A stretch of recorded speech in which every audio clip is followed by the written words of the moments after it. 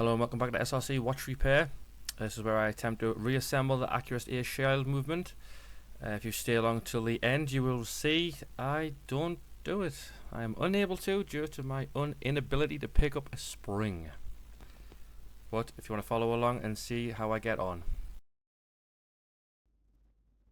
So here you can see me lubricating up where the mainspring's going to go. I also lubricated up the center wheel, I do believe, and if quite frankly, I have no idea why I lubricated both of these things because I had no idea what order I was putting it back together in. So I am putting the train of wheels on, but if I'm being honest, I really did not know which order I was putting everything back together in. The only reference guide I had was the video of me taking it apart, and to be honest, I took it apart in any order I could grab apart in. So really, I was sort of doing a little trial and error by putting them back together, but overall, it didn't seem too bad.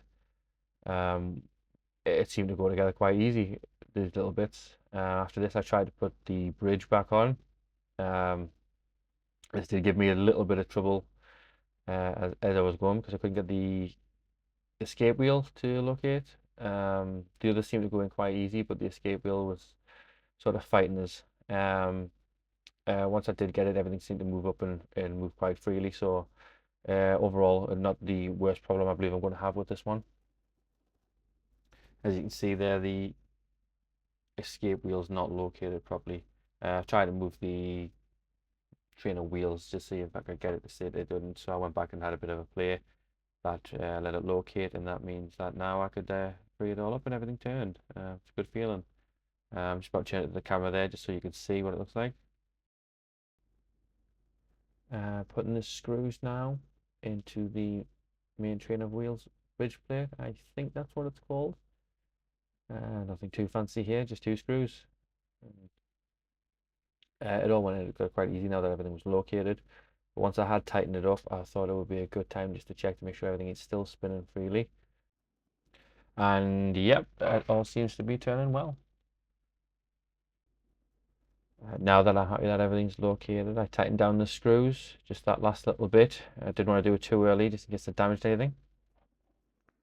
Now I'm putting the mainspring back in. I had a bit of trouble getting it in, obviously because I put the train of wheels on. Right now, I think that obviously I should have put that in first. If someone could please let us know what may have been the best order to put that in, I would really like that because this seems to be a little bit of a struggle getting that located. Now I'm lubricating the setting lever screw hole. Now obviously I'm installing that, just get that ready for the bridge to go over the top. Many a time I've actually forgot to put that in, which I'm assuming a lot of people have because it's a nightmare if you forget that. I'm just getting it located. This one's obviously shouldn't be as difficult as the one above the train of wheels because there's not as much to locate, and also nothing underneath that's actually moving around too much. Then once I've got it in place, the screws are next. So I'll leave you a bit more of a closer view as much as I can. I'm not dealing with a very good equipment when it comes to the webcam. I'm basically a generic webcam, and every now and then I've got a macro lens I just sort of clip over the top. Helps me get in some of the closer angles, as well as learn watch repair. I'm trying to also learn how to do some editing. Both are very beginner stages, so hopefully the more time I spend doing this, I can take both of those things a little bit further. This is where the anxiety level went up a little bit higher. I am absolutely terrified of dealing with springs. I am very heavy-handed and very fat-fingered, so they spend more time dancing around than they do anywhere near a watch movement. As I was putting it in here, it actually didn't feel like it went in too bad at the time. The more and more I looked at it, I sort of realized it was in sort of the wrong places. I tried to put the actual click itself on. It seems to be a little notch underneath the click that had to locate on the other side of the spring, which is why you see me looking at it here, and I just couldn't seem to figure out what was wrong at the time. This is round about where I figured out what was actually wrong. There's a lot of footage before this that I edited out because, quite frankly, it doesn't put me in a very good light. The amount of time it took me to figure out what was wrong here. Um, but once I took the spring out, I realized what was going on. I thought it may be easier if I put the click in first and then screw it down a little bit. That may it'll help us manipulate the spring around that. It seemed to be a lot easier for us that time round. Once it was in, it seemed to be a lot easier than I'd made it look. Let's be fair. Not 100% sure why I did a zoomed in shot of the oiler. I just thought everyone else does it and it looks cool, so I'm going to go with it.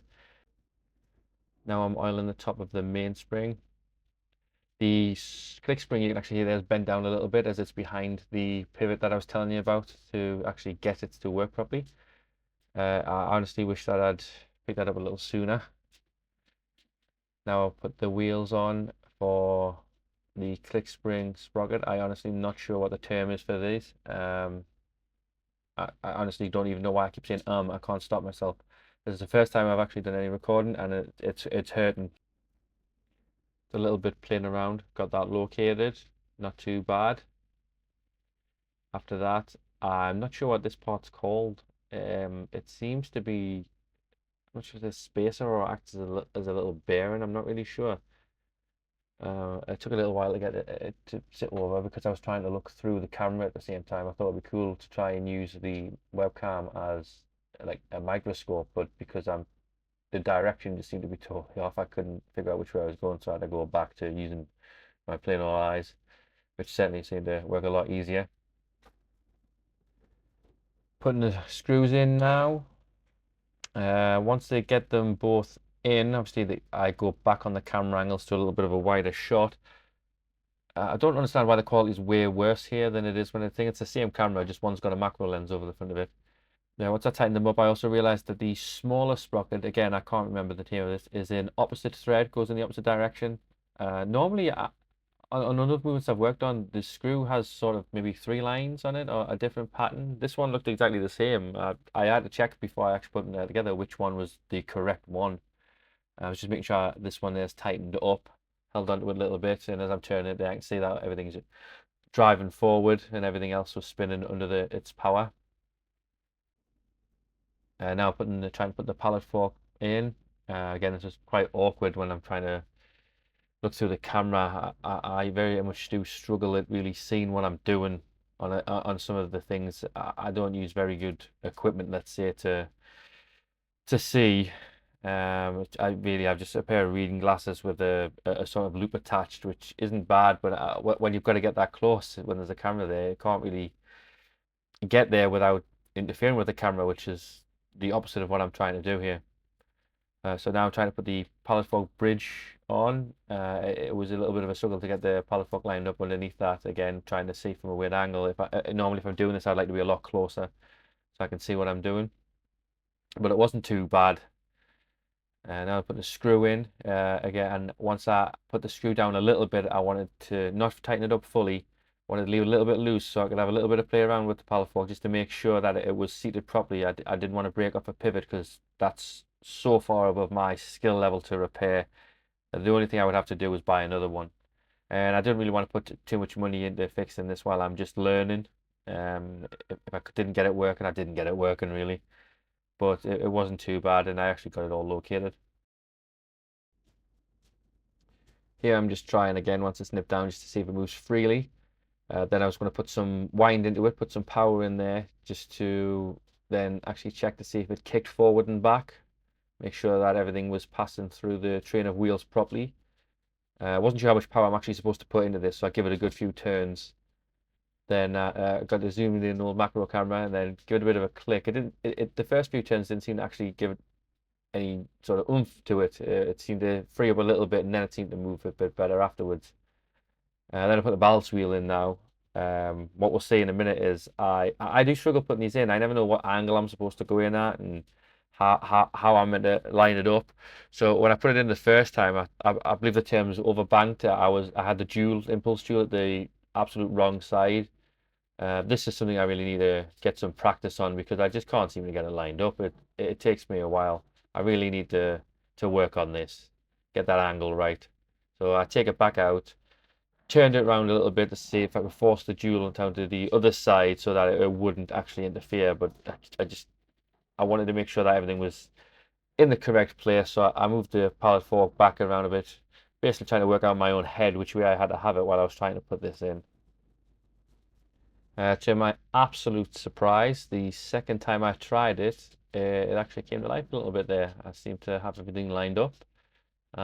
It's very much sign of relief to an amateur watchmaker or watch repairer. I wouldn't say I was a watchmaker, God no. But now that I know that everything's together and I haven't broken anything, that certainly takes the load off a little bit. Now I'm going to tighten it down, of course, being very careful, same as before. I do not want to break any of the pivots here. That's seated, that made me hard jump for a moment. A little bit of play around with the screwdriver. God knows why it was sliding all over the place. Again, amateur, very amateur, but I'm learning and I'm trying. But once that was tightened down, yes, this is where I was very happy. Everything was turning, everything was working, and that was that side complete. And this is where we turn from happy to sad. So as you can see here, I'm trying to put the keyless works on. Goes well right up to there. Now, if you notice in the reflection on the movement, you might see a little bit of shadows moving around here. That is my panic, as I have just tried to pick up the spring and it's just flung off in nowhere. It was so small, I didn't even know where it went. Well, off camera, I actually spent the next God knows how long trying to find it with no success. So thank you for following along. Unfortunately, this one ended on a bad note, but let's hope the next one gets complete. Thank you.